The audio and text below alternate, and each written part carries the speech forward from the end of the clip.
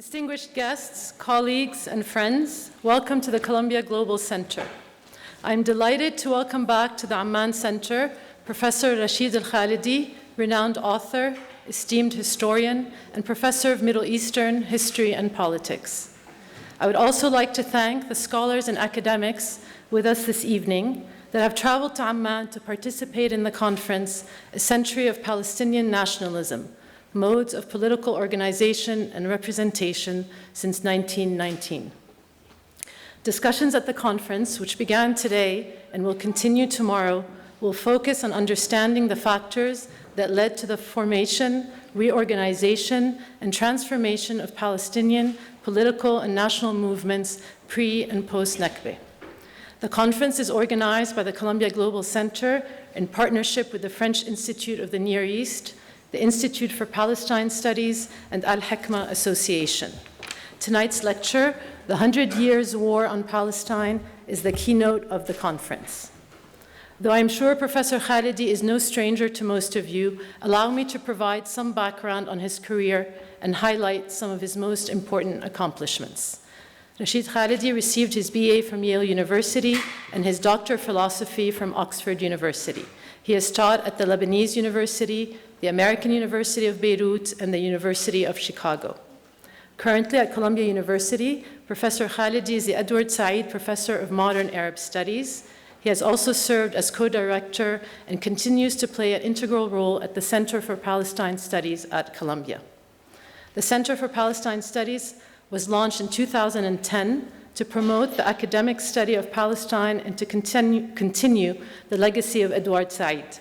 It works to advance the production and circulation of knowledge on Palestinian history, culture, society, and politics in diverse fields. It is the first such center in an academic institution in the United States. Professor Rashid Khalidi is also the former president of the Middle East Studies Association and the current editor of the Journal of Palestine Studies. He was advisor to the Palestinian delegation to the Madrid and Washington Arab-Israeli peace negotiations from October 1991 until June 1993, which he talks about in his book, Brokers of Deceit, How the U.S. Has Undermined Peace in the Middle East, which was published in 2013. Professor Khalidi is also the author of Sowing Crisis, American Dominance and the Cold War in the Middle East, The Iron Cage, The Story of the Palestinian Struggle for Statehood, Palestinian Identity, The Construction of Modern National Consciousness, as well as a number of other books and hundreds of articles. His new book, The 100 Years War on Palestine, A History of Settler Colonialism and Resistance from 1919 to 2017, is expected to be released early next year, and which I hope he will give us a glimpse into this evening. Please join me in welcoming to the stage Professor Rashid Khalidi.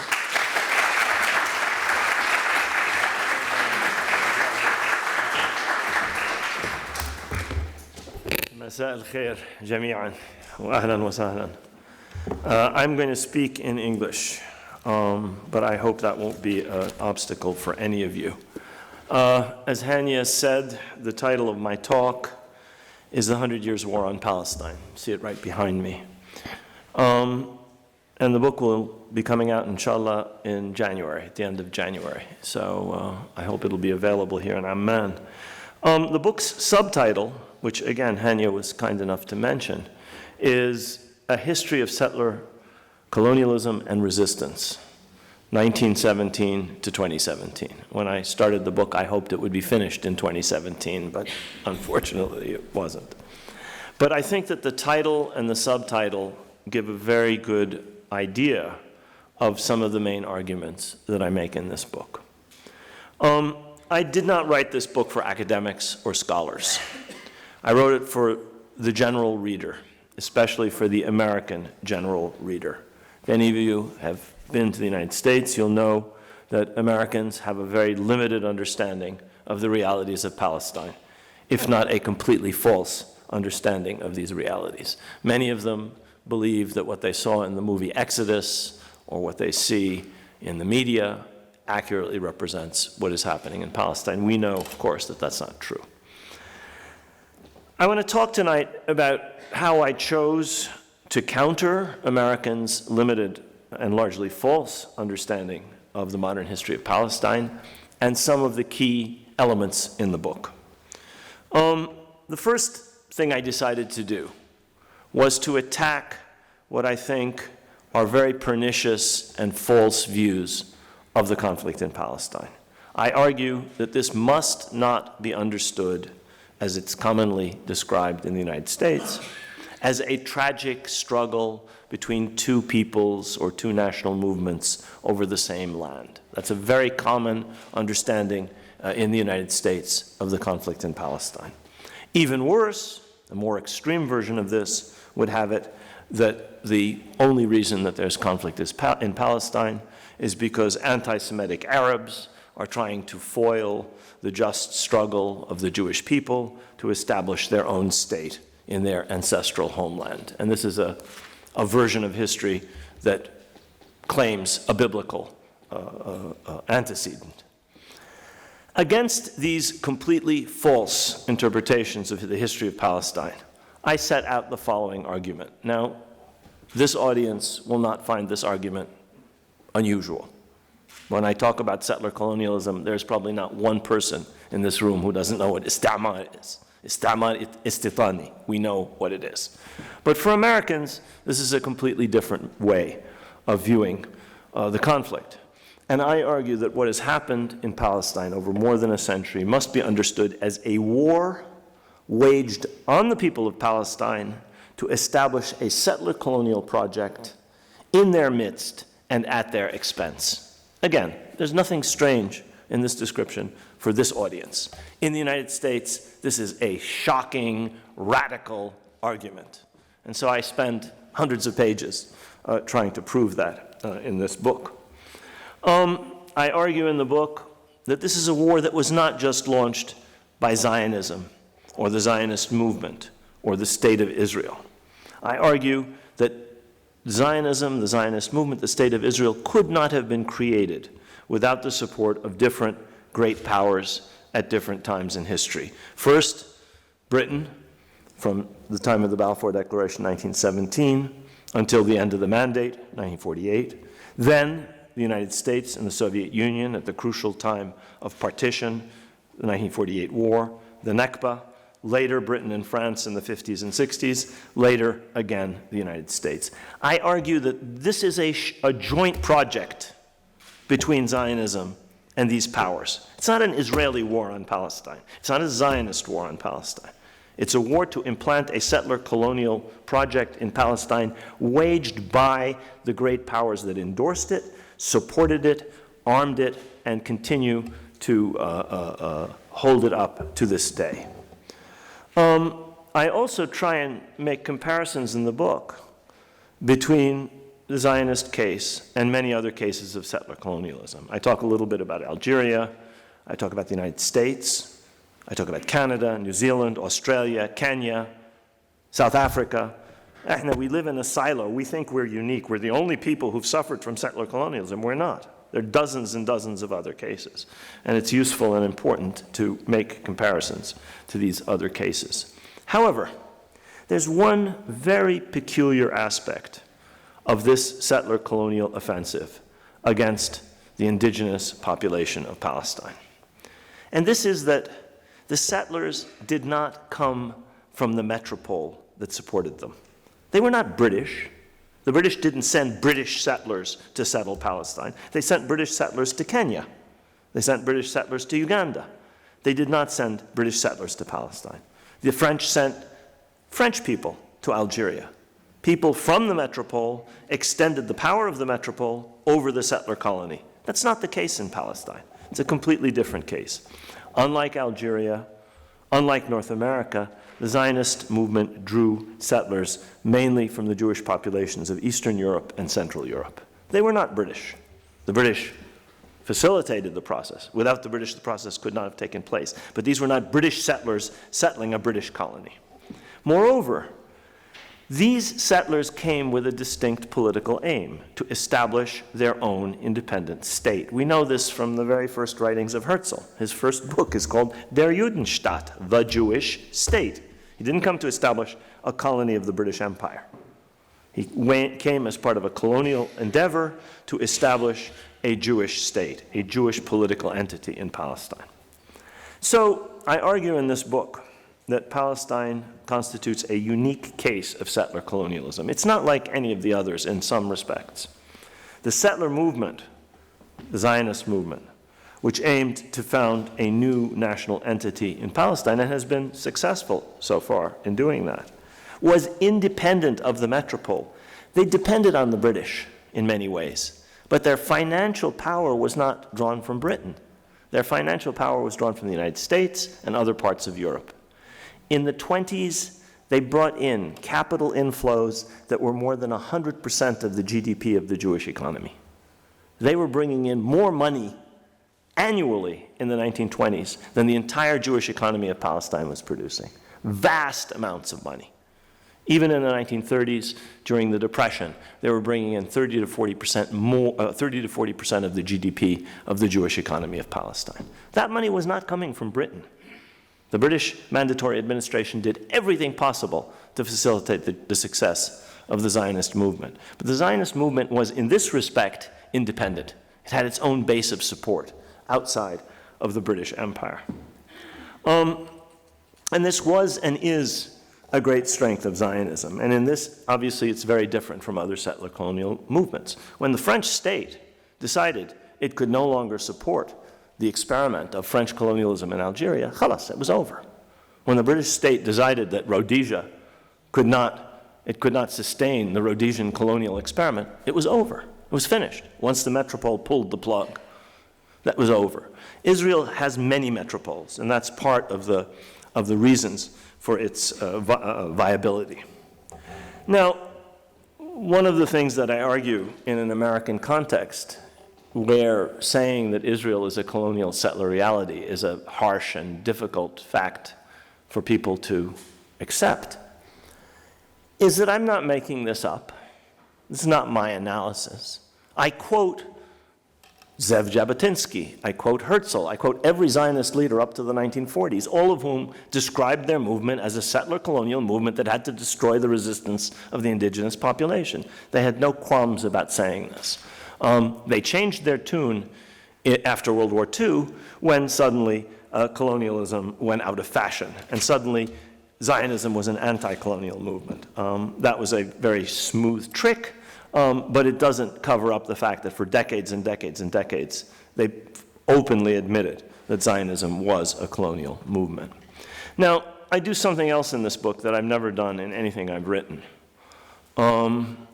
And this is to try and make this story of this war on Palestine not just an analytical, dry, historical narrative, but to make it accessible to ordinary readers through telling some individual stories of Arabs, Palestinians, who played a role at different stages of Palestinian history.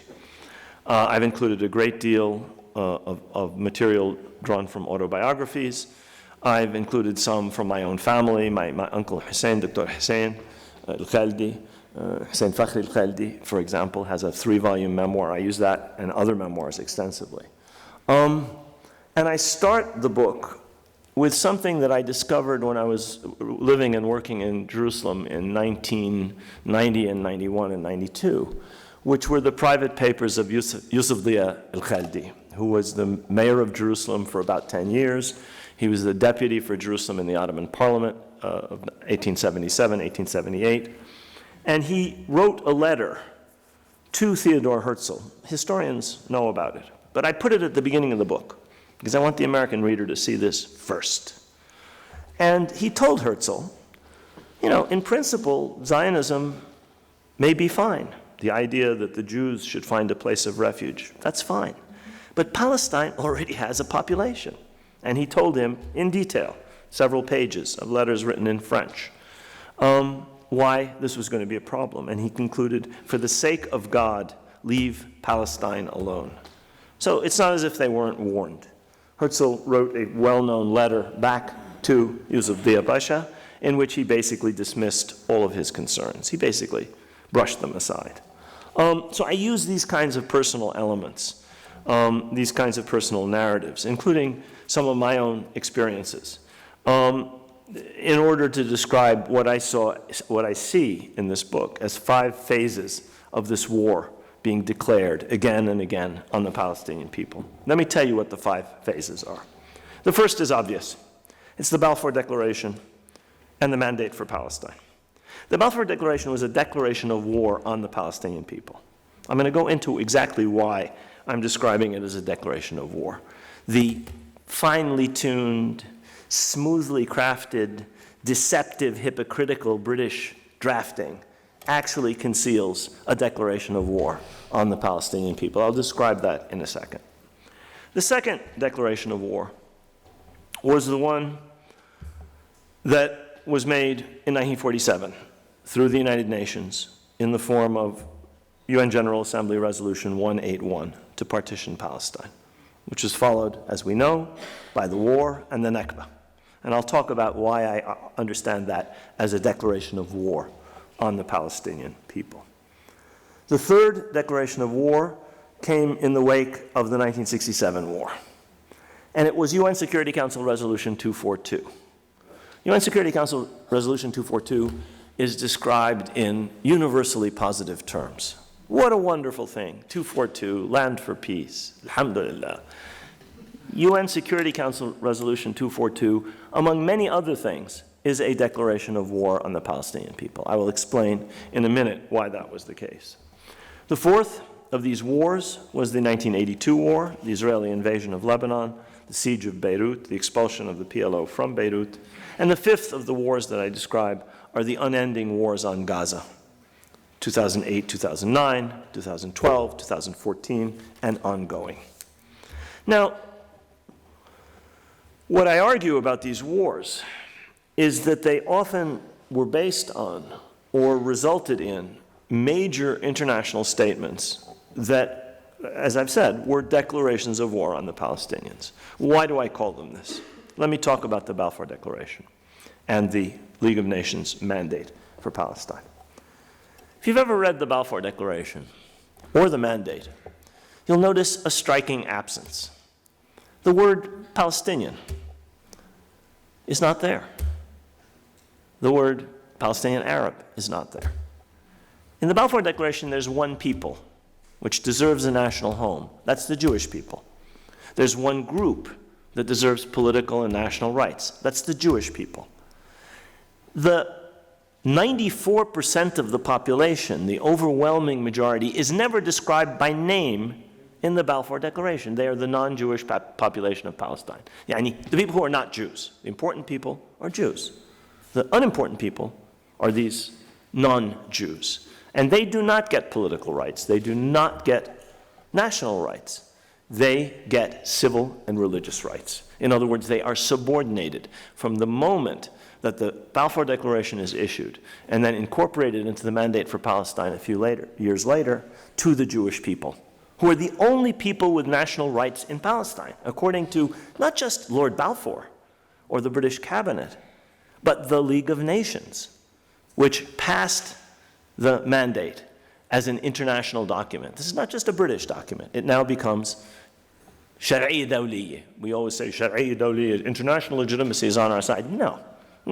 The League of Nations represented international legitimacy. International legitimacy produced a declaration of war on an indigenous people to establish a colonial settler reality in their midst and never recognized that people. That's why I describe this as a declaration of war. What the Balfour Declaration and the mandate essentially amounted to was a constitution, a structure. We've heard several really good papers about details of this, about Jerusalem, about other aspects of the mandate earlier today. Constitution for an effort to impose a mainly European settler population which had its own national objectives on the indigenous population. What was the British objective? To hold the Palestinians down until the Zionists had a majority. That was their objective throughout. There could be democratic representative government when the Jews became a majority. Until then, we heard papers today about how the British went around real democracy. They couldn't have real democracy. The majority would have said, we don't want the Balfour Declaration. We don't want the Jewish national home. We want independence like you promised to Iraq, like you promised to Jordan, like the French promised to Syria and Lebanon. And the British were not going to give that. The British wanted to establish a Jewish national home, and they had to manage the conflict. That term, manage, is very important. We're going to hear it again in a minute. They did so successfully. They managed this conflict successfully until the Great Revolt of 1936-39. I could talk about that, but let me leave it for now. Let me just mention one aspect of that revolt. The British didn't just crush the revolt. They brought in overwhelming power to crush the revolt. If you look at the adult male population of Palestine in 1939, 10% of the adult males in Palestine were killed, wounded, exiled, or imprisoned as a result of the suppression of الثورة العربية الكبرى 36-39. 10% of the adult male population. They brought in 100,000 troops. The Royal Air Force blew up houses, carried out incredible atrocities, summary executions in the field of captured and wounded rebels, and crushed the revolt. In so doing, they were waging war on the Palestinian people on behalf of their own settler colonial project. So that was the first declaration of war, declared in 1917 and brought to fruition in 36-39. The second declaration of war, I don't need to go into as much because I think you probably know what I'm about to say. This was the resolution to partition Palestine. Palestine in 1947 had a population which was 65% Arab. 35% of the population was Jewish. The majority of the country, including most of the fertile land, was given over to a Jewish state. The Jews owned 6% of the land in Palestine. They got most of the land in Palestine. And earlier, the British had already, in the Peel Partition Plan of 1937, established the principle of what they called transfer. What does this mean? Ethnic cleansing. And that was the principle that was used in 1947. That's the root of the Nakba. Not just giving the Jewish state in the partition resolution of November 29th, 1947, 58% of the land to a third of the people, but also admitting that in order to create a Jewish state in a territory that had almost half of the population being Arab, you would have to expel them. That was a necessary condition for the establishment of a Jewish state, and everybody understood that. This was followed, as we know, by the Arab-Israeli War. First of all, the expulsions began long before the Arab states entered the conflict. About 300,000 Palestinians are expelled before May 15th, 1948, including over 150,000 urban residents of Yafa, Haifa, and West Jerusalem, and another 150,000 at Tabaraya, Bisan, other places, and then another 150,000 of the rural population. And then after the Arab armies come in, another 450,000 Palestinians are expelled. We know about this. This is the Nakba. What has to be understood is that this was not just an Israeli war on the Palestinians. This was an American, Soviet-Israeli war on the Palestinians. The United States and the Soviet Union forced the partition resolution through the General Assembly. They made countries vote for it. The Americans twisted the arms of their client states in Latin America. There are many accounts of this. The Soviets did the same. They then armed the new Israeli state and enabled it to win the war. Without American and Soviet arms, Israel would not have won the 1948 war. So it was a joint operation. The third declaration of war was in 1967. Here, the war was preceded by an international understanding that established the international conditions for dealing with the Palestinians. Here the war was followed by an international document which established the conditions for dealing with the Palestinians. And this, as I've said, was UN Security Council Resolution 242. Just as in 1917, the Palestine issue in 1967, in 242, was reduced to almost an insignificant level. No mention of Palestine. The question of Palestine doesn't exist. All of the things that Israel was supposed to do after 1948, return of refugees, as per General Assembly Resolution 194, never mentioned. Adjustments of the frontiers, never mentioned. None of this is mentioned in 242. The only thing in 242 is a just resolution of the problem of the refugees. The refugees aren't even mentioned by name. They're not even described as Palestinians. They're just refugees. Just refugees. Insignificant people who have a problem that has to be resolved. I would argue this is another declaration of war on the Palestinian people. In fact, another piece of Sharia Dawliya, international legitimacy, is arguing there's no such thing as the Palestinians. I don't call 242 the basis for peacemaking because it did not produce peace. You may have noticed, look across the river, there's no peace in Palestine. It was a resolution designed to manage the conflict. As the British did, so did the Americans. Both of these international documents, the Mandate and 242, served an essential purpose of the Zionist movement. This was to obliterate any mention of the indigenous Palestinian Arab population of the country. My book shows how, since Herzl, this obliteration of the Palestinians has been a constant objective of the Zionist movement, of the State of Israel, and of its supporters in the West. And I'm trying to stress the importance of the integral relationship between what Israel is doing and between these international declarations made by the great powers. So even if the war was waged on the Palestinians first by the British Army, later by Zionist militias, later by the Israeli army, later by Arab armies, later by Lebanese militias, whoever was waging the war on the Palestinians from 1917 until the Gaza wars, this war was based on US-Israeli agreements and understandings, or British-Israeli agreements and understandings. Wars on the Arab countries, like the Suez War, based on Israeli, British, French agreements. These are not Israeli wars. These are joint wars.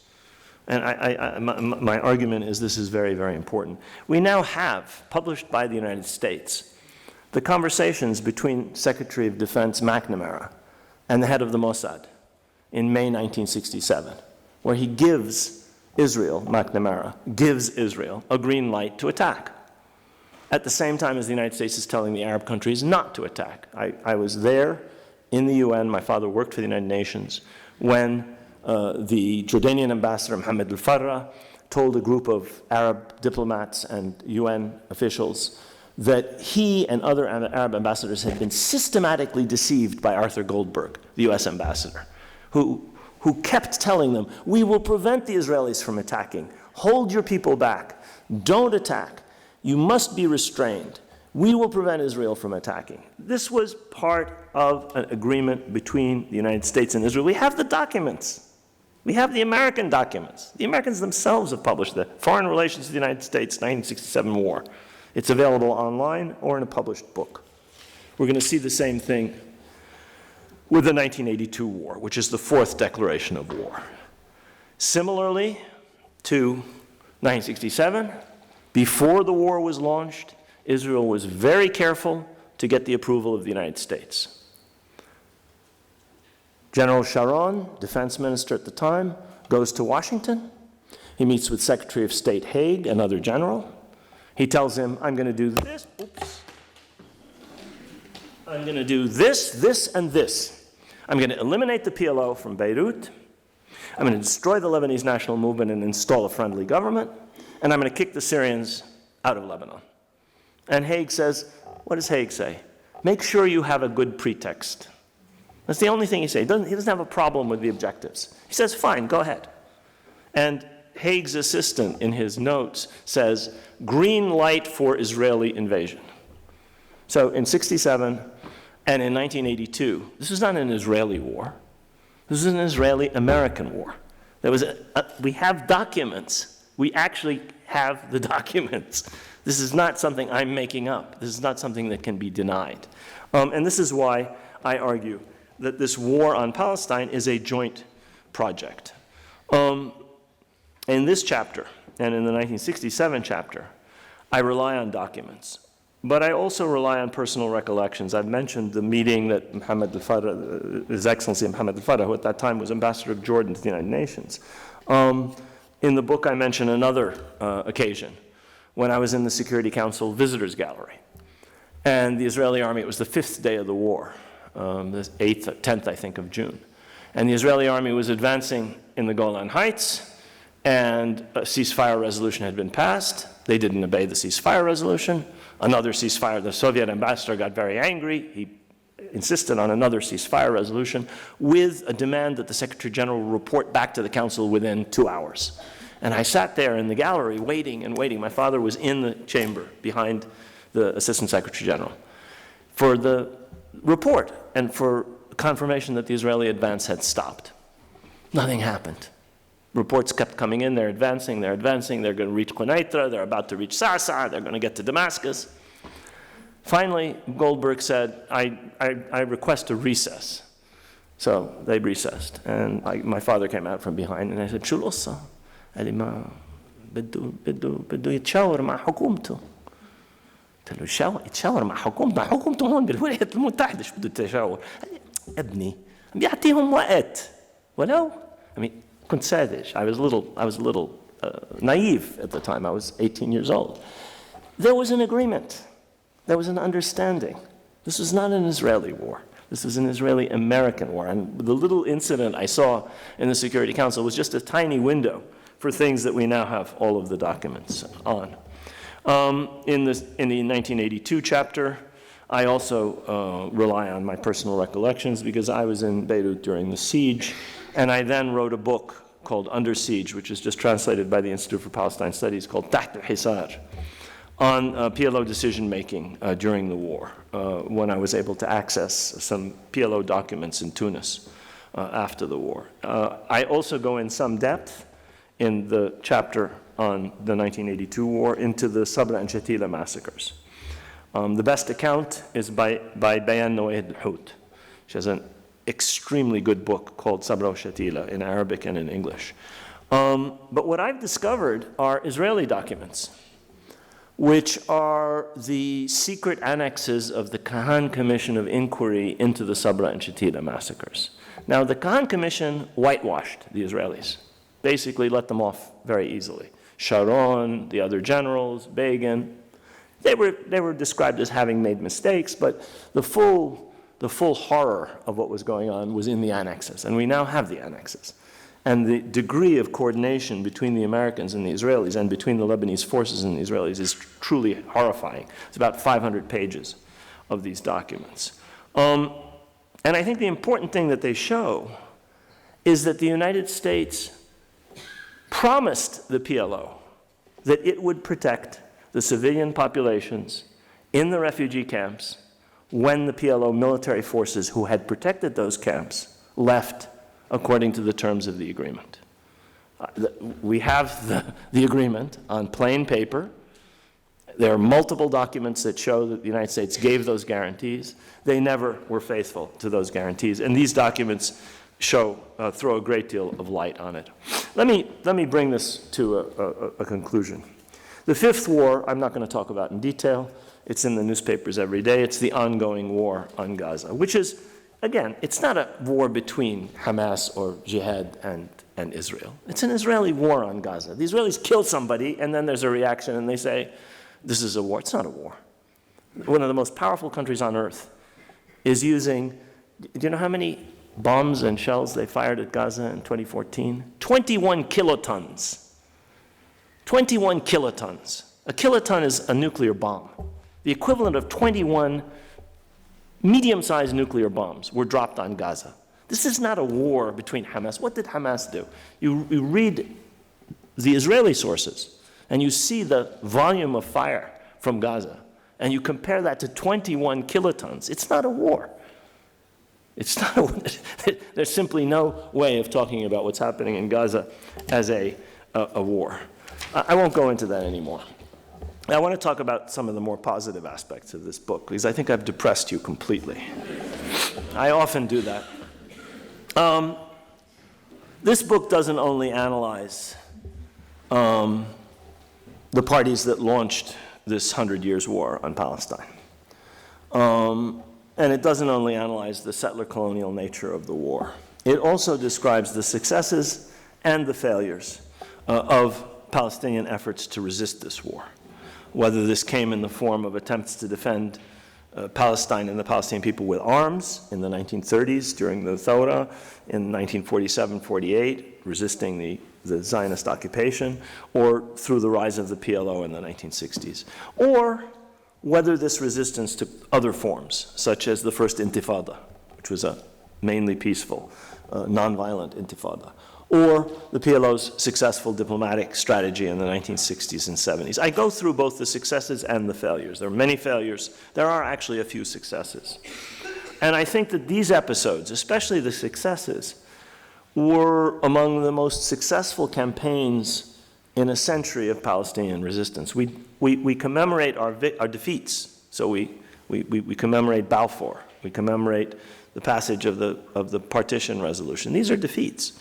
We should also, I think, celebrate, not just celebrate, but study our successes, like the first Intifada.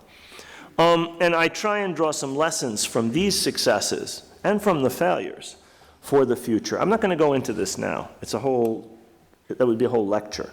But what I'm arguing in the book is that there's much in the history of Palestinian resistance to this war on Palestine and the Palestinian people that can and should be studied in order to devise new strategies for the Palestinians in the present and in the future. Now, before I end, I want to leave you with a ray of hope about this 100 Years' War. And I understand that it's very hard to think of a ray of hope in a situation where there are many negative trends. But in order to reverse those negative trends, I think several conditions will have to be achieved. One of them, and I'm not going to talk in detail about this, I don't think there's anybody in this room who would disagree with me. One of these conditions is Palestinian unity. And not just Palestinian unity, not just some ramshackle agreement forced through between factions that are basically both bankrupt and have no strategy, but a real unity around a real strategic plan. This is absolutely necessary. It's not present today. There's no strategy. There's no plan. The national movement is divided, and I think it is at one of its lowest levels since 1919. And I think that the first precondition for changing the negative trends is and in order for the Palestinians to achieve their rights, is to achieve real unity around a real clear strategic objective. That's the first. The second is equally important. In the 30s, in the 40s, in the 50s, in the 60s, in the 70s, Palestinians understood that they were part of this bi'ah, of this environment, this Arab environment. And they understood how important that was. I think we've forgotten that a little bit. Another precondition for changing the situation is a fundamental change in the Arab situation. This can't be done by the Palestinians. It's for the Arab peoples themselves. Division, weakness, dependence on outside powers is a vital precondition for the hegemony of Israel in this region. It was necessary for them to win the 67 war. It was necessary for them to win the 82 war. It is necessary for them to continue to dominate. As long as the Arab countries can't see beyond the end of their nose, none of them can agree with one another. As long as they're fighting each other in Libya, Libya is an Arab war, inter-Arab war. Yemen and other parts of the Arab world by proxy. We cannot possibly have the precondition for changing the Palestinian situation. We have to do the biggest job. Unity and strategy. But this is the second thing that's important. Equally serious in the Arab world is the absence of egalitarian democracy in most of our countries. The Arab Center in Doha, in Qatar, does a survey of 12 countries, thousands of respondents. Public opinion is supportive of the Palestinians. Why does that not translate into policy? Because the governments don't represent their peoples. It's very simple. If you had democratic governments in the Arab world, public opinion would at least be able to make itself heard. Can public opinion make itself heard in Egypt or most other Arab countries? No. No, it cannot. And so you have governments that do anything they want, or more specifically, anything America or Israel want, without having to worry about their people. If you had a democracy, you would have what we have in the United States, a corrupt, dysfunctional system, but one where public opinion can have an effect. We have a corrupt, dysfunctional system where public opinion is excluded. And so democracy is bad, but it's better than the alternatives. That's Churchill who said that, actually. Big colonialist and a big Zionist, but anyway. So this is a prerequisite for a change. This situation, these regimes, this anti-democratic, the Arab world is an anomaly in the entire world.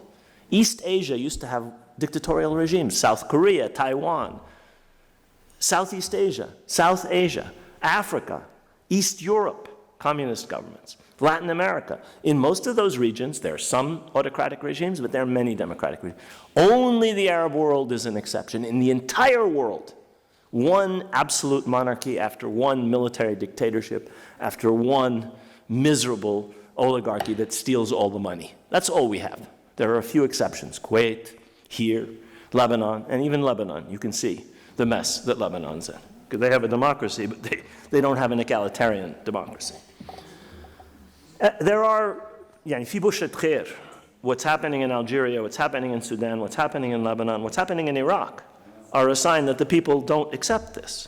Now, can they overcome the oligarchies that steal all the money? That's another question. Iraq produces 4.5 million barrels of oil per day. Price of oil is around $60. That's $100 billion a year. They don't have clean water. They don't have electricity. They don't have sewers. They have $100 billion a year, all of it being stolen, none of it going to any, and they have a democracy, which is why the people are in the streets. I want to come to the area where I think there is the most hope, and you're going to be surprised when I say this, because I'm going to talk about the United States and Europe. Now, these are the essential backers of this colonial settler war on Palestine. And here we have a president in the United States who's the most pro-Israeli leader the United States has ever had. Here we have legal campaigns against BDS, against Palestinian rights. The president just issued an executive order on Wednesday, with which he's going to try and shut down any attempt to talk about Palestine by describing it as anti-Semitic. We have a new prime minister in Britain who's the most pro-Israel prime minister, and there have been many, going right back to Lloyd George in a very long time. In spite of this, in spite of these campaigns, in spite of these hostile governments, there is a growing groundswell of popular support for Palestinian rights, at least in the United States, in many areas. I'm going to talk about 5. The first is on campuses. On American campuses, in spite of literally tens of millions of dollars being spent by the other side, Ron Lauder, Estee Lauder's son, former president of the Conference of Major Jewish Organizations, has pledged $25 million to fight BDS. $25 million. Sheldon Adelson, the biggest donor to Trump, has pledged $4 million. And there's a dozen of them, there's 20 of them, there's 50 of them, each one giving millions. In spite of that, BDS is winning. Columbia Student Council voted a week ago, 25-12, to have a BDS referendum. The Barnard students voted last year in favor of BDS. The Brown students voted last year in favor of BDS. These are Ivy League universities. نخبة البلد. And many of the students are Jewish who are voting for BDS. A very large proportion of them. Barnard, after Yeshiva and Brandeis, has the highest proportion of Jewish students of any American university. They voted in favor of BDS last year. You have that kind of thing happening all over college campuses. BDS is not going to achieve a boycott. There's not going to be a boycott of Israel. It's not going to achieve divestment. Barnard turned down the vote, the university administration. It's not going to even achieve sanctions, but it has opened up the issue in a way where we're winning people over to our side, just by the issue that they've never allowed to be debated. Remember, the idea was to not have any mention of Palestine, to obliterate mention of Palestine. That's always been an objective of design. Herzl says it in his diaries. We just want to get rid of them. We want them to disappear. We want them to not exist. BDS is bringing us into existence on college campuses, where the brains of a new generation of the American upper middle and middle classes are being trained and educated. This is an astonishing achievement by a bunch of students. There's nobody helping them. This is not faculty, it's not me, it's the students. They never ask me questions. You know, your daughters. They never come to us. They do whatever they want. And they do it very well, actually. So that's one area where there's been remarkable progress. Another area is within the Democratic Party. Now, the Democratic Party was the party of Harry Truman, who was the man who was responsible for partition in 1947. The Democratic Party has always been very, very pro-Israel. But things are changing. The Democratic Party is changing at the base. It has more young people, it has more minorities, it has more liberal supporters, and it is turning more and more sympathetic to Palestinian rights. In addition, Trump's embrace and the Republican Party's embrace of Netanyahu and the Israeli right has alienated most Democrats, even the Zionist leadership of the Democratic Party, Nancy Pelosi, Chuck Schumer, Obama, the Clintons. Even those people are being forced by the base to move a little bit. And the base is pushing, pushing, pushing. You have candidates for the presidency of the United States saying aid to Israel should be conditioned on proper treatment of the Palestinians. That would have been inconceivable in American political discourse 20 or 10 years ago. And that's an indication of where they think the base of the party is. I'm not saying that's going to lead to political change today or tomorrow or next year or in 3 years, but it's a sign of the times. And it's very important. If one of the two major political parties decides to take a position in favor of Palestinian rights, things eventually could change. Third area where there's been major change is within the Jewish community. I could go into the reasons why this has been the case. I don't want to go into any detail, but there has been enormous swing, especially among young people in the Jewish community, who are becoming more critical of Israel and more sympathetic to Palestinian rights. There are many pro-Israel organizations on campus and across the United States. But the ones that now have the most support and are growing in size and strength are things like Jewish Voice for Peace, J Street, Not in Our Name, Jewish organizations made up mainly of young people who are supportive of Palestinian rights. Those are the ones that are growing. And there are many Zionist students, there are very strong organizations supporting Israel on campus and among young people. But this is changing, and it's changing actually more rapidly than I would have expected. There's a fourth area where there have been significant changes, and this is academia. It is almost impossible in American academia to publish the kinds of lies about Palestine that were considered truth 30 or 40 years ago, whether in sociology, whether in history, political science, anthropology. Overwhelming majorities of Middle East studies, of American studies, of ethnic studies, of anthropologists, people in English and comparative literature are increasingly sympathetic to Palestine. And the kinds of things that were taught to students, the kinds of lies that were peddled to students in the past are just no longer in the academic discourse. There are many Zionists in universities. There are many powerful people in administrations who fight tooth and nail against this shift, but many, many things are changing. We have established a Center for Palestine Studies, as Hanya mentioned. It's 10 years old next year. There's new directions in Palestine studies at Brown University. There are 2 centers in England, one at Exeter and one at SOAS. This is completely new. There are many, many Israel studies centers. We have an Institute for Israel and Jewish Studies at the Columbia campus, richly endowed, millions of dollars in endowment. We have more people at our activities, which we finance ourselves, faculty, we get support from our own community. We have more students and more community people come to our events than they have go to their events. They have all the money in the world, and we have people, or at least more people than they do. And that's just one example. I give you one more example. I edit the Journal of Palestine Studies, which has been in existence now for decades. And everything that we have is online. You can get it through JSTOR if you have a university, or otherwise. You can purchase it. Last year, we had 200,004 downloads of articles from the Journal of Palestine Studies. Think about that. That means people actually took the time to download a whole article. 200,000 of them. That's what academics are reading.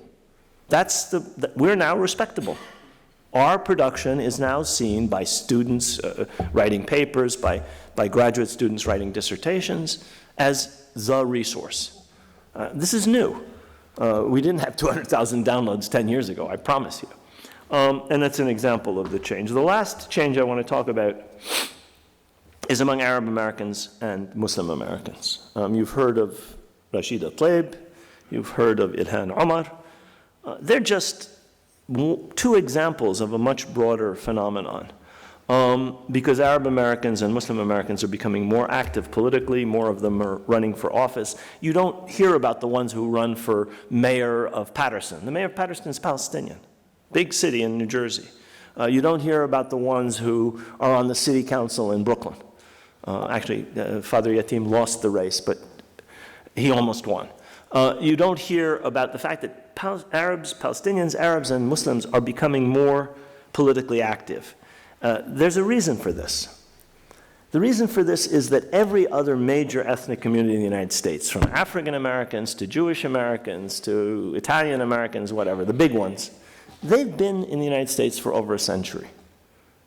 The United States changed its immigration laws in 1924 to keep out Arabs, Chinese, blacks, Jews, and so on. But those people, they've been there for 6, 7, 8 generations. They're assimilated, they're American, they have confidence, they've won political power. Most Palestinians, most Arabs, most Muslims came after that law was changed in 1965. So we're just now getting the second and third generation of people who are fully American, speak perfect English, have been to university, and their parents went to university. The generation before, people like Edward Said and Ibrahim Abu Lughod, Allah yarhamhum, were people who were born here and came to the United States, went to the United States. These are people born in the United States. They have full confidence in themselves as Americans. They understand the law, they understand the political system, and they are doing amazing things. And it's going to change American politics. We have a bunch of cities. We have the Bay Area, we have the Houston area, we have Detroit and Dearborn, we have northern New Jersey, we have the southwest side of Chicago, where you have, if not Arab majorities, huge Arab populations and Muslim populations. That bloc will control city councils, will control House seats, will control local politics. And that's the building block for the Senate, the House, and ultimately politics in the United States. It's a complicated, long process, but it's clearly beginning. Taib, let me conclude. Israel and the Zionist movement are and have always been dependent on support from abroad. Now, this is not to deny that Israel is a powerful state. This is not to deny that Israel has enormous capabilities, nuclear, technological, in many other spheres. But it needs a metropole like the United States to succeed. The trends that I have been talking about, Arab American and Muslim American participation, academia, the Democratic Party, the Jewish changes in the Jewish community, and changes on campus. These trends show that something is changing in the United States. And they underline the incompatibility of a state that is created exclusively for one people in a country that had an indigenous population that's been oppressed.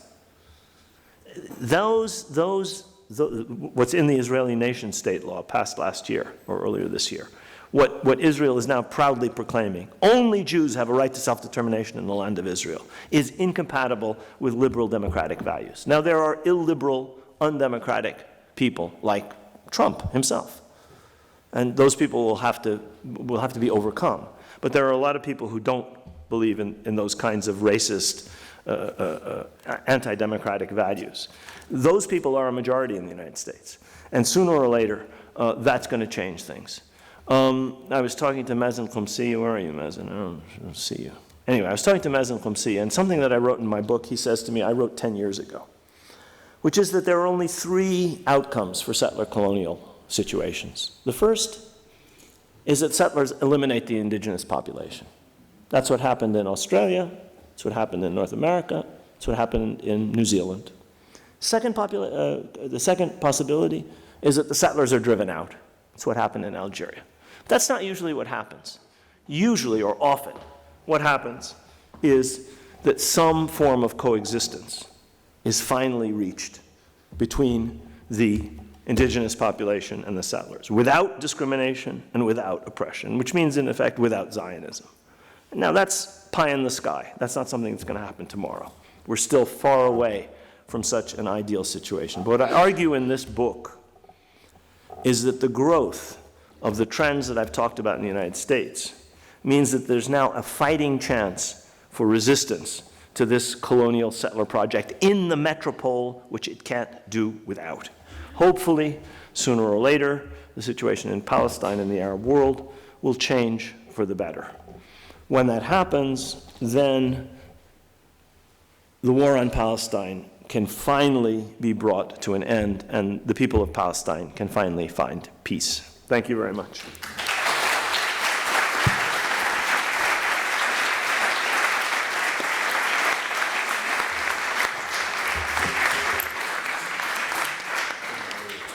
Hanya, should I take my own questions? Yeah, okay. أنا مستعد أجاوب.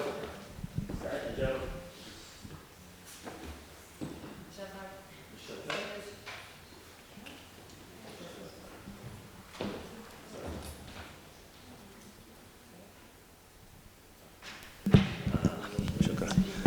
مستعد أخذ أسئلة بالعربي أو بالإنجليزي. تفضلي. Go ahead.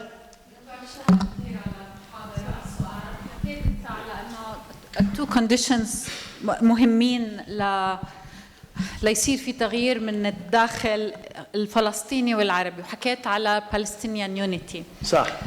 يمكن صار لازم نطلع على Palestinian unity كنتيجة ومش كهدف ينشغل عليه، لأنه قلنا بنحكي في هذا الشيء سنين وسنين وما عمرنا شفناه.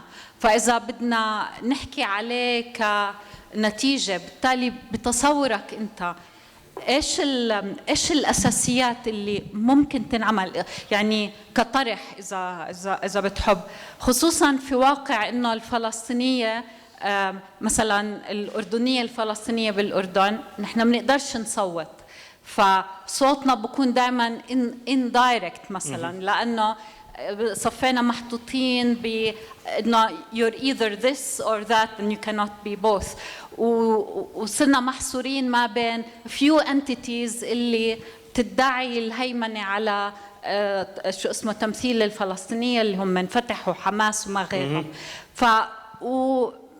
بهذا شو السؤال ايش تصورك لكيف ممكن العمل على الوحدة الفلسطينية يصير؟ ايش الفورمز اللي ممكن ينعمل عليها اللي هي تكون هي الاوبجكتيفز اللي لربما ساعتها الوحدة تنتج؟ ايه هذا سؤال مش سهل طبعا، وجواب بيتطلب يعني شروط وتفاصيل، يعني ما عندنا، اذا تحبي تقعدي طول الليل نحكي بالموضوع. بس أنا متهيألي أول شيء لازم يكون في نوع من إجماع على أنه يجب أن يكون في استراتيجية للتحرير. ما إحنا تحت الاحتلال وبحالة شتات، طيب لازم يكون في استراتيجية للتغلب على هذه الظروف. ما في استراتيجية، المضي بالوضع الحالي هذا مش استراتيجية، وهذا المطروح فتحويا وحماسيا. ما هذا مش حال، هذا حال لمين؟ للي بيستفيد من الوضع القائم، يعني الحكام برام الله والحكام بغزة. طيب يعني زينا للأسف الشديد زي معظم الدول العربية بدون دولة بدون سيادة، على الأقل الدول العربية ذات سيادة وذات يعني عندها دولة. احنا ولا عندنا دولة ولا عندنا سيادة ولا عندنا ولاية، وعندنا والحمد لله حكام يعني بدهم يتمسكوا بكراسيهم على حساب الشعب كله وعلى حساب التحرير إلى آخره. فأول شيء لازم يكون في، مش أول شيء يعني من أهم الأشياء، يكون في نوع من وفاق بشأن استراتيجية للتحرير، للتغيير هذا الوضع القائم. هلا أنا مش أنا مخطط لهذه الاستراتيجية، هذا لازم يكون يعني شيء جماعي. بس أنا بشوف إنه في بعض فئات الشعب الفلسطيني، لبنان 48 إلى آخره، في شوية تفكير بالموضوع، بس لازم يكون في تفكير أكتر. ما نقبلش بالوضع الراهن اللي احنا فيه، إن كان بالأردن أو إن كان في الضفة أو إن كان في غزة أو إن كان في 48. هذا واحد. اثنين، لازم نوقف التدخل الخارجي بشؤوننا. طبعا أبو عمار عنده كثير أقوال، بس من أهم أقواله أهمية القرار الفلسطيني المستقل. من أهم إنجازات منظمة التحرير مع كل أخطائها وسيئاتها إنه تحررت من الهيمنة العربية المنظمة، وكان للشعب الفلسطيني تمثيل مستقل عن هذا القائد أو هذا الرئيس أو هذا الأمير أو وهذا مش موجود الآن. احنا ألعاب بأيدي إن كان إيران، تركيا، قطر، كذا. مين ما كان بيدفع مليار أو نص مليار أو بيحط كذا وخلص بيمشي اللي بده إياه بالساحة الفلسطينية. بهدلة هاي. هذا لازم يتوقف. أصبحنا أسوأ من لبنان، حيث برضو من أيام الحرب الأهلية اللي حضرتها 10 سنوات منها، كانت حرب بروكسي وور عبر قوى لبنانية وغير لبنانية من أجل أهداف دول المنطقة والدول الكبرى. طب احنا يعني هاي شغلات فينا نحرر حالنا منها. هذا ما يتطلب إلا قرار فلسطيني. بدناش فلوسكم، بدنا نقرر شو بدنا نعمل. في كمان شروط، بس يعني مسألة بدها طول الليل يعني تناقش. نعم ميكروفون.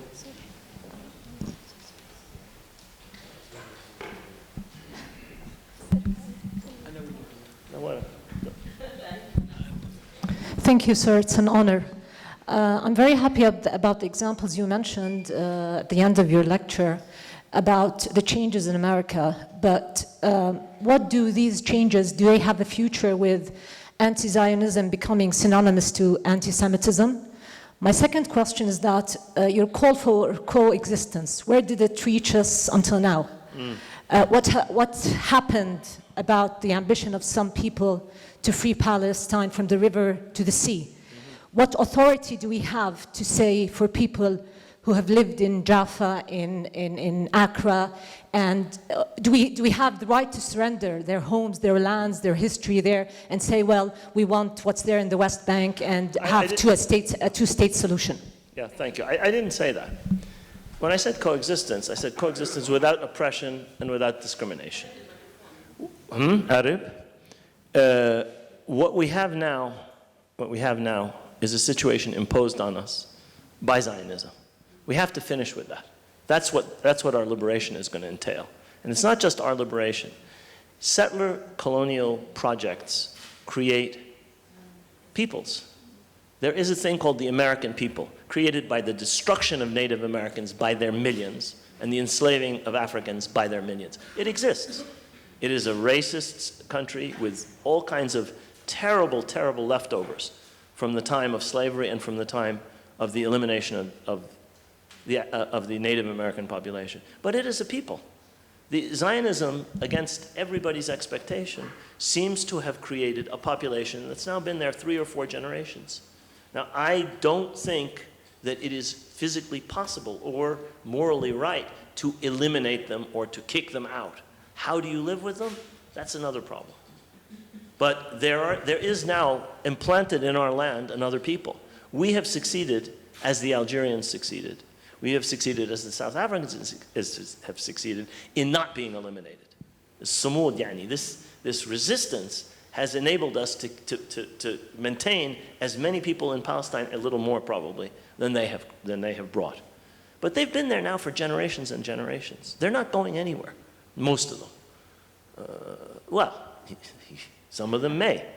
But I think that if your aim is to liberate, and by that you mean reverse the process of history, I don't think that's going to happen. It happened in Algeria for very specific reasons. It happened exactly in Algeria, and it happens in very, very few other cases. If you go and check the history of settler colonial experiments, it doesn't happen in many cases. I mean, even today in Kenya, there's still a settler population. They live on a basis of equality. And they're in a much different situation as are South Africa because there's so many fewer. They've succeeded in bringing this enormous settler population. The country we should look at is not Algeria. The country we should look at is Ireland. Ireland is the oldest example of settler colonialism.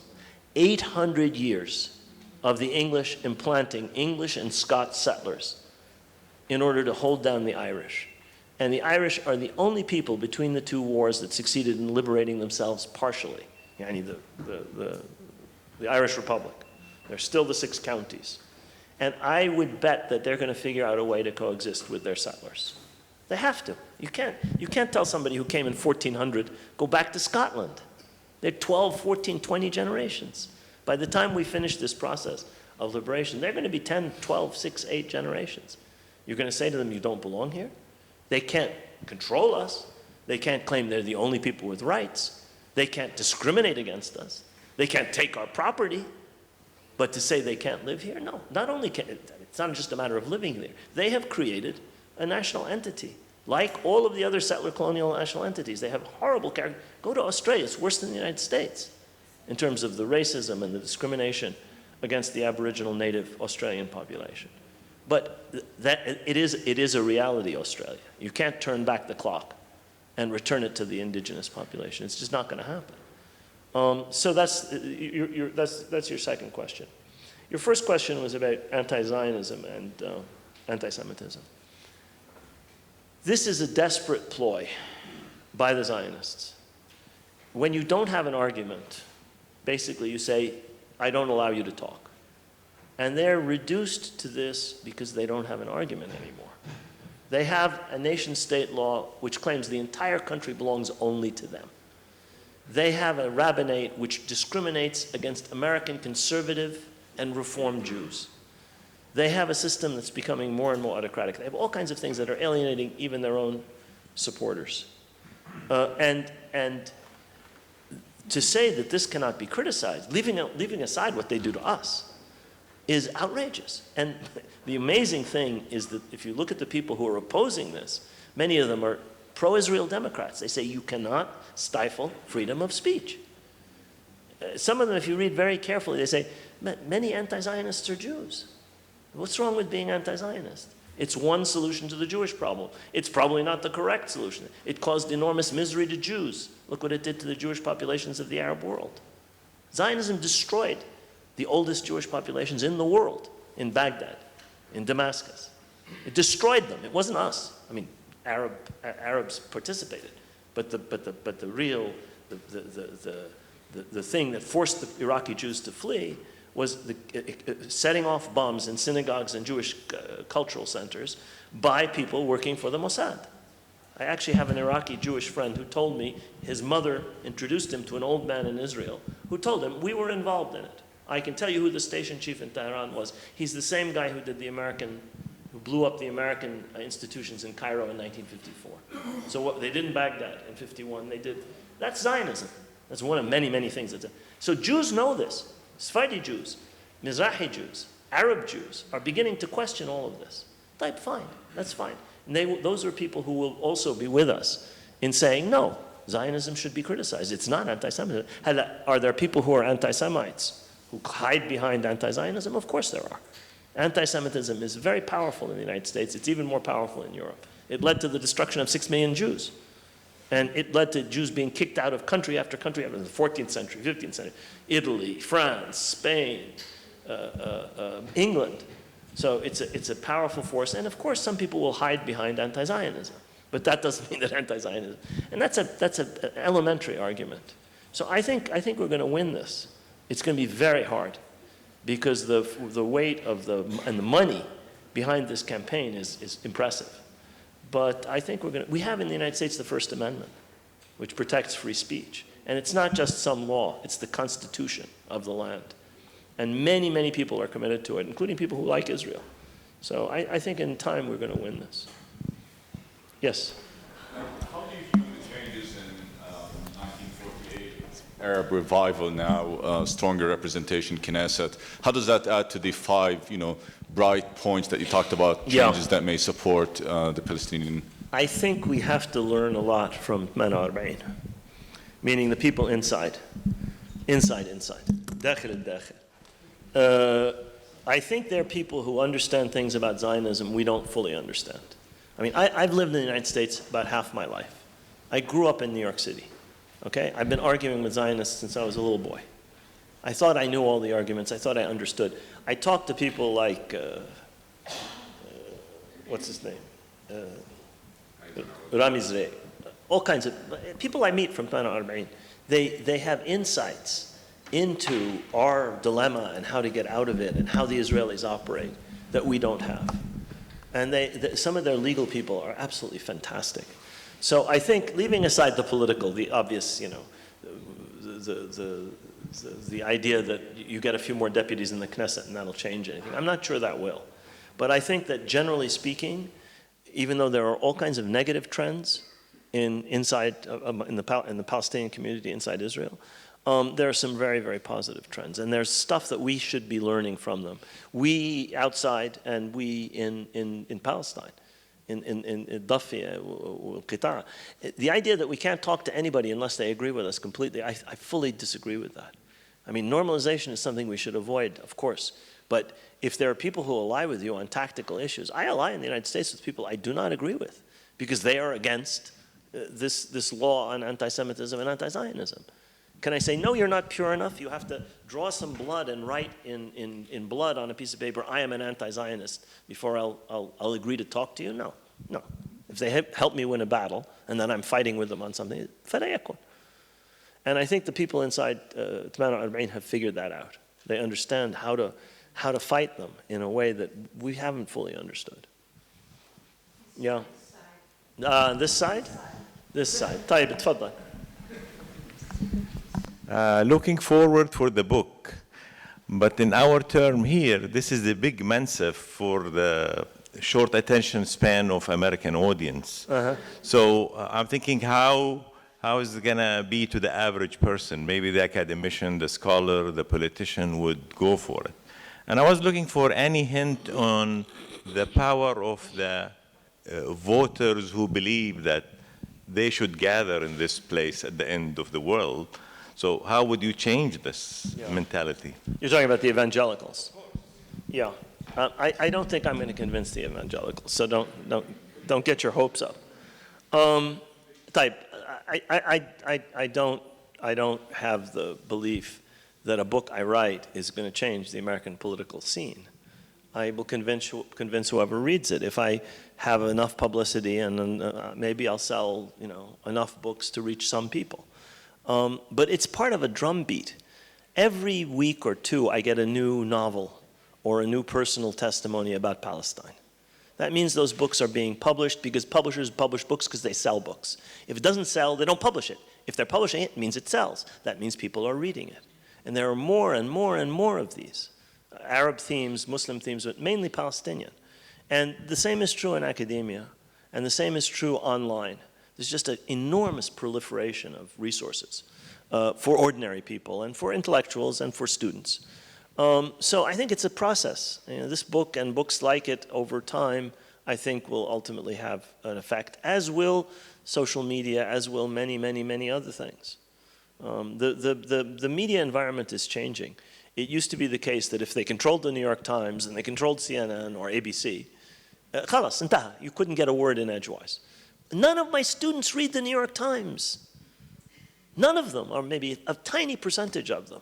They get enormously broad-ranging news from an extremely wide range of sources. They can't control that. And they're very sophisticated in their judgment. They have very short attention spans. Don't make them read 12 paragraphs. But if it's short and it's good, or if it's bad, they know. They are very, very discriminating. And that's why the good information is beating the bad information. That's why some of these students are coming over, because the material is beginning to be out there. Okay, this side now, yes. And then this side. تفضل. Reference to your 5 wars on Palestine, I remember a map from the Hussein McMahon letters that literally gave Sharif Hussein the whole Arabia, except there was a hashed area on the Mediterranean, from the very north of Syria all the way to the south of Palestine. So, and this was to be discussed, to be negotiated. So I don't know, maybe I would add it as a subset of your first, because that's what, there was an intention. I don't know if it superseded your first war, which is the Balfour Declaration, or before, but there was definitely, even in that aspect, the same. So take Arabia, take the desert, but leave that part that's one point. The other, where my question comes is, I always thought, living in North America, I always perceived the attraction of Israel was being a colonial, a مشروع الرجل الأبيض بالمنطقة.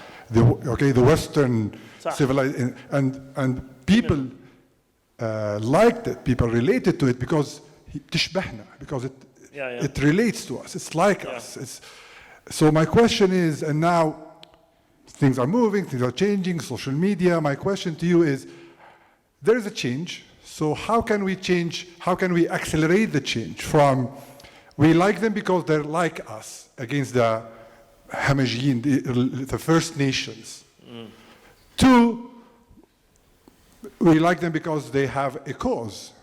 Just like some North American, for instance, Canada is much better than the US in accepting the grievances that they've done to First Nations. No, it's different. So my question is, how can you do you think, and you deal with students, how can we accelerate that acceptance to the humanitarian or the cause of the Palestinians? Thank you very much. I think we do that by humanizing ourselves, by portraying ourselves in a proper light. You're completely right. The most influential film for the generation of the 60s in the United States was a film called Exodus, which explicitly compares what the Israelis are doing to the Arabs to what the Americans did to the Native Americans. The echoes are unmistakable. So you're completely right. They dehumanized the Arabs as they had dehumanized Native Americans, and they humanized the Israelis. So Paul Newman plays Ari Ben Canaan or something like that, I forget his name. And he's a white American guy like them. And so you're exactly right. We have to do the same thing. This flood of literature that humanizes Palestinians, it's not a flood yet. It's a big trickle, is one element in this.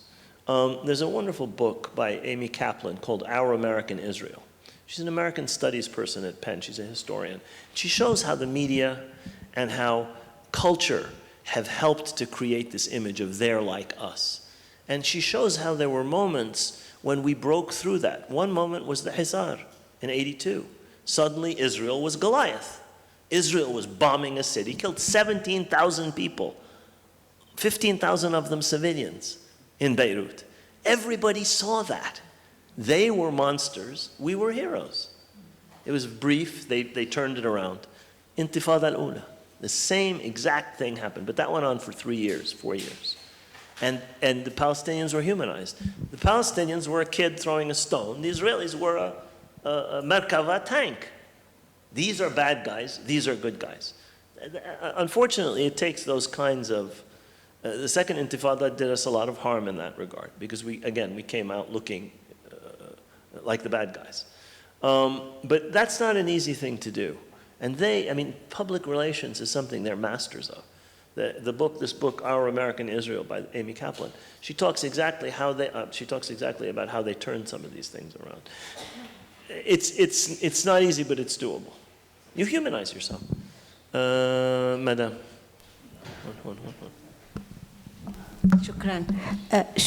شكرا دكتور خالدي على كل الشرح والاناليسز والمعلومات اللي اعطيتنا اياها. بس سؤالي عن محور المقاومه ودورة التاريخ بالpower of neighboring countries, powerful countries in the world. What about that? What about its influencing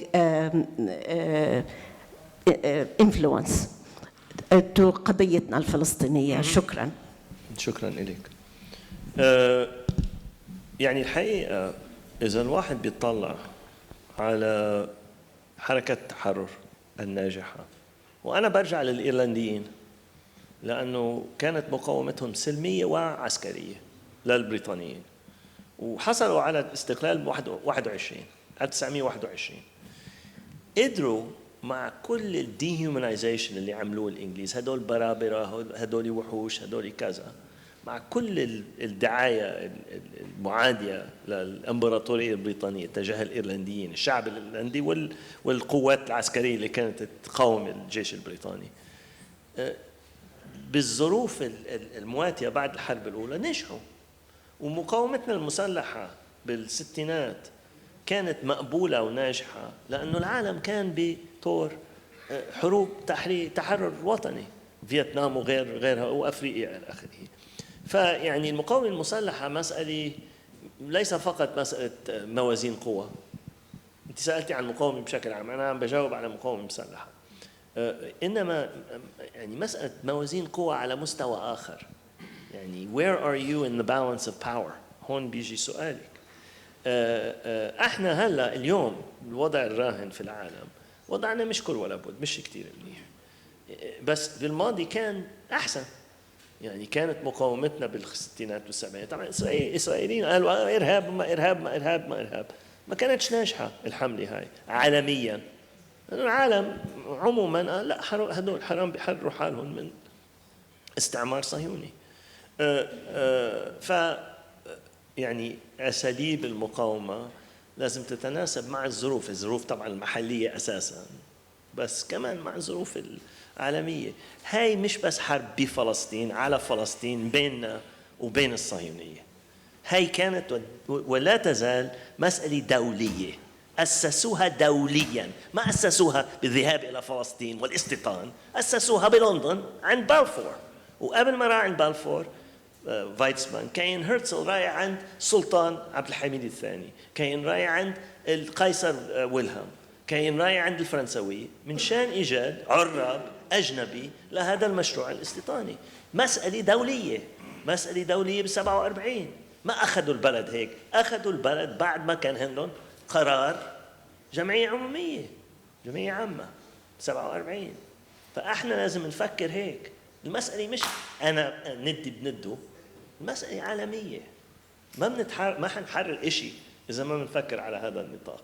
هم ما حرروا ما نجحوا بالاستيطان لأنه حطوا راسهم براسنا وزرعوا مستوطنات وبس. وين كان بن غوريون خلال الحرب الأولى؟ كان بنيويورك بينظم وبينظر وبيحضر لإرسال مبالغ أكبر من الناتج القومي اليهودي بفلسطين بكل عقد العشرينات. كان عم بيشتغل على نطاق دولي، مش على نطاق فلسطين وبس. وهذا زعيم يعني أساساً كان يشتغل بفلسطين، ومع ذلك كان يعطي وقت دائماً للولايات المتحدة ولأوروبا. احنا لازم نكون عندنا نفس التفكير واسع الأفق، لأنه قضيتنا مش قضية محلية، قضية محلية وعربية وإسلامية ودولية. هذا جواب طويل سوري. نعم.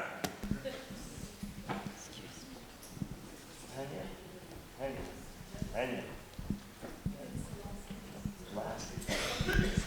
شكرا جزيلا، ذكرتنا بالمحاضرات الممتعة بالإي بي. أيام زمان. ألا تعتقد أن المستوطنات والاستيطان المسعور هلا إحدى الحروب المهمة التي تشن على الفلسطينيين، خصوصا وكمان مشتركة مع اليو اس بالنقل السفارة وموضوع الغور الأردن والجولان والى آخره؟ وثانيا، ألا تعتقد أن إن من النجاحات المهمة التي يجب أن تذكر هي تحرير جنوب لبنان وتحرير غزة من بعض من المستوطنات؟ والسؤال الأخير الثالث، كلنا بنحكي إنه بدنا استراتيجية تحرير وهذه مفقودة. من يعلق الجرس؟ إذا أنتم الأكاديميين تقولوا مش شغلنا، من الذي سيعمل على هذه مش شغلي. قلت أنا قلت يعني أنا مش ما بعرف، أنا حسيت إنه ما تسألوني عنها. يمكن مش وقته هذا.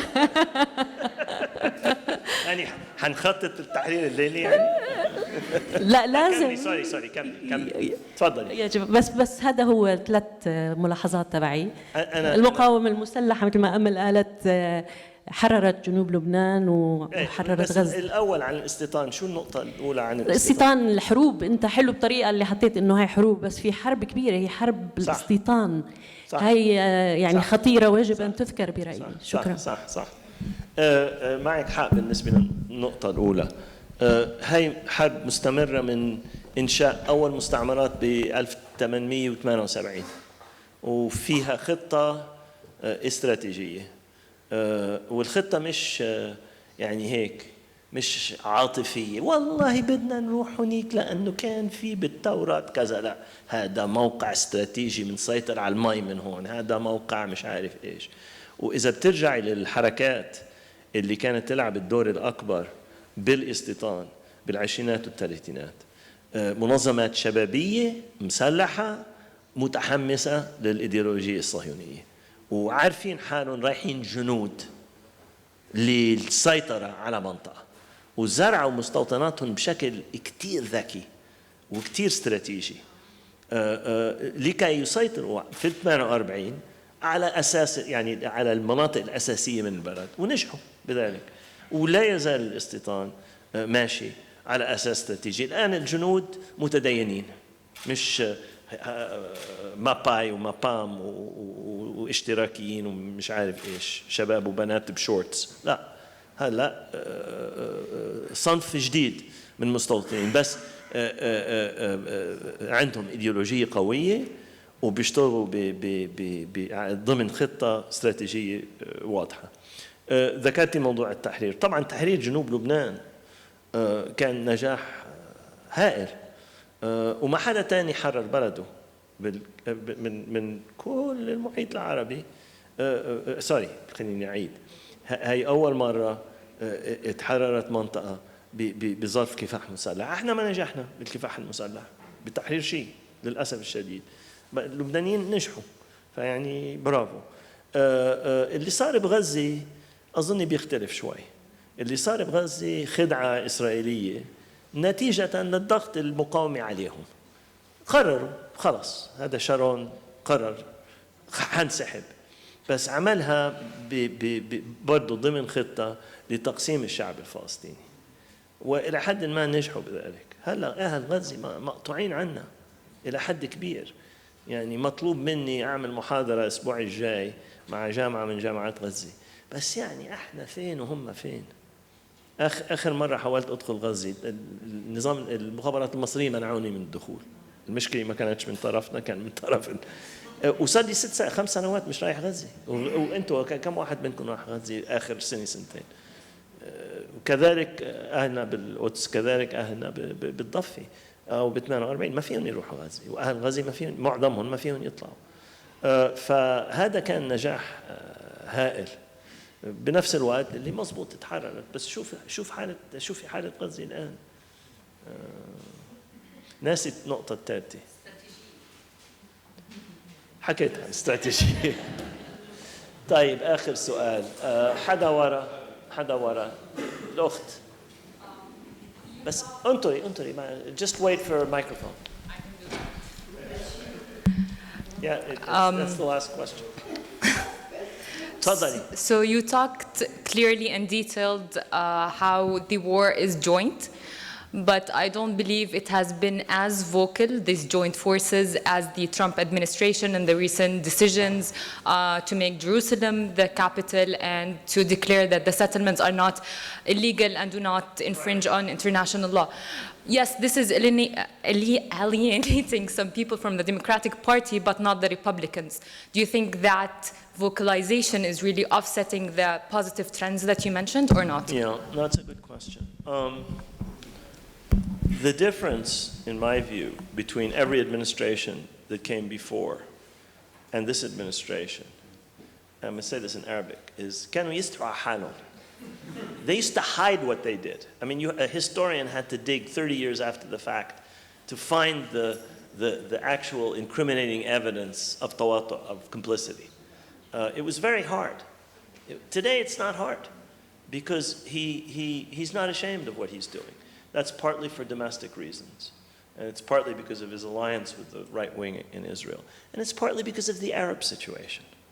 Because you have Arab countries that for 5 or 10 years believe that their only real enemy is Iran.